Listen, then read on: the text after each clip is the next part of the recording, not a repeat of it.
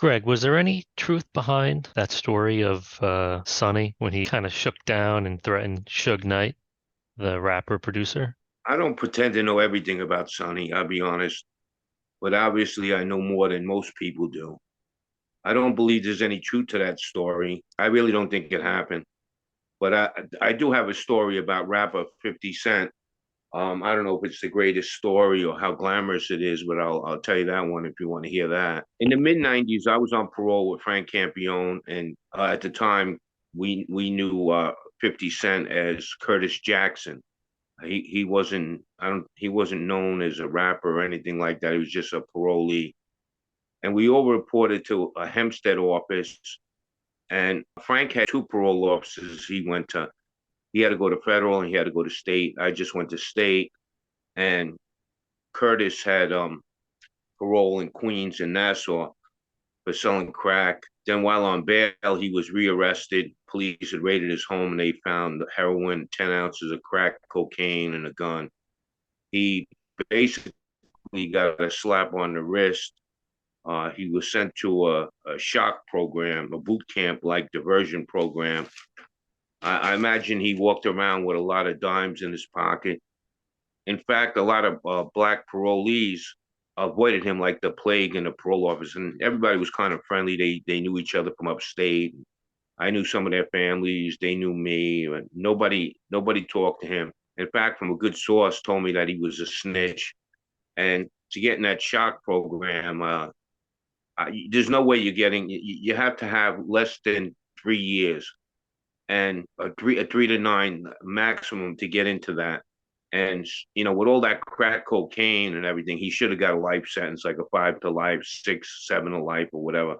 So he kind of skated on a lot of charges, which makes me think he was a snitch. So anyway, one day I'm leaving parole and I got a ride from Frank Campione. He was with another guy they called Chubby, big guy. And Frank had to use the bathroom, and I said, "Yeah, I gotta use the bathroom too." So we stop into this place. It was like a fast food place, a big fried chicken place, burgers, etc.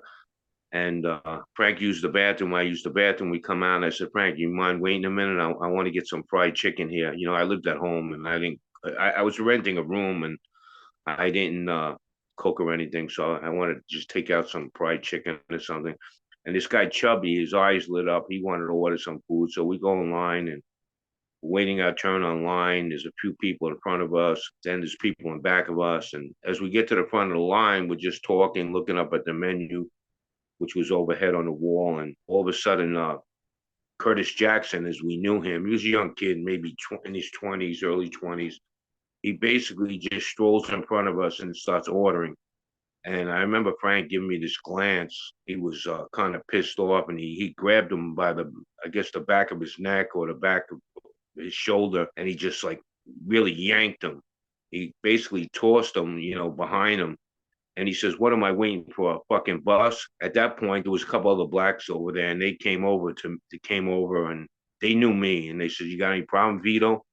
I said, "No, there's no fucking problem here. It's nothing." It wasn't about right or wrong. It was, to Frank, it was about respect. So that was basically one story we had about 50 Cent. If he didn't become known or become a known rapper and famous, it wouldn't even be worth talking about the incident. It was so, minor. But that's all. That's basically all I know about, any rappers. Oh, okay. I heard this funny story probably a few years ago. Just one of the many crazy stories of Sonny's family. It was about, I think, a birthday party for Gia that you had went to, and there was No, no food. no, it wasn't a party for Gia. It was 1988.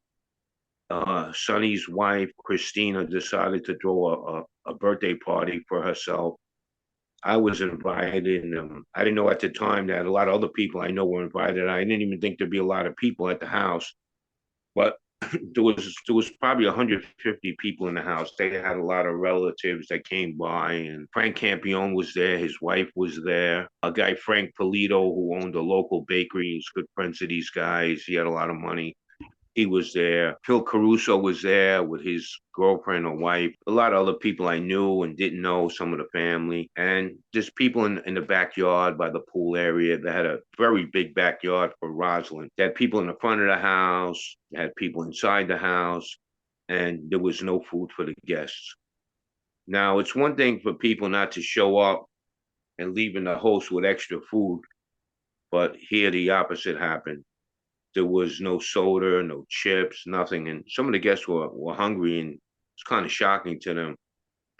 Then to add insult to injury, at one point later on in the so-called party, the son-in-law, the gay son-in-law, Vinny, was married to little Tina, walks in the backyard. He's wearing a dress. And it was so like funny looking. Like this guy had legs like a football player. His calves looked like two hams and it was so ridiculous. And I remember Frank shaking his head, saying to me, "You can't make this shit up," and you can't, you know. That reminds me of kind of what you said in the last video that John Franzese Jr. could squeeze the eagle off a quarter. I mean, what did it run in the family? I mean, we talked about it before. He was skipping cabs and, bills at restaurants. What did he get that from his mother or something? Well, Sonny, anybody that really knew Sonny knew that he was like pathologically cheap. I don't know if it was from the old days or whatever. If he went to eat somewhere, if he went to a club, he did not want to pay. And in some places, it might have been appropriate because, he was helping them in some way, performing some kind of service to them. But he was very cheap. His son, Carmine, matter of fact, I told you this story. I had met him while Sonny was in jail. Sonny wanted me to meet with him. I had known him before that, but I didn't see him for years. And I go and I meet him. This was his oldest son. I meet him at a diner, and I discussed to him that I'm helping Sonny get out of jail. I got his detainers dropped, and he didn't seem too happy about that. He ordered Earl Grey tea. He ordered a muffin, and I ordered like a coffee or something. And what happened was the waitress gave him the check, and he said, "All right, I'll put in $3, and I guess you put in 5." And I just grabbed the check from him, and I just gave him this look like, you're really pathetic. I just sat down here and told you that, I paid for your father's transcripts. I, paid for the lawyer. I've been sending him money when nobody else did, and now you want to split a friggin' check with me. So I grabbed a check from him and I paid it. I left a couple of dollars on the table or whatever. And that's the way they were. They were just very, very cheap. And the mother probably had the birthday party to get some money or get some gifts and stuff like that. And my mother was the same way. My mother had a birthday party one time, didn't have anything there, and then wanted me to pay for everything, and like an idiot that I did, I bought some food, some pizza or whatever to the house so people could eat something.